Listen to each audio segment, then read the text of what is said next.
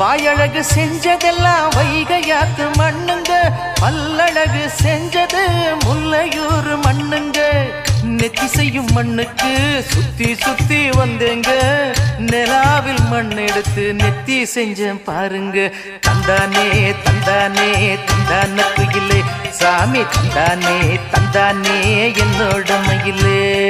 தஞ்சாவூர் மண்ணு எடுத்து தாமிரபரணி தண்ணிய விட்டு சேர்த்து சேர்த்து செஞ்சது இந்த பொம்மை.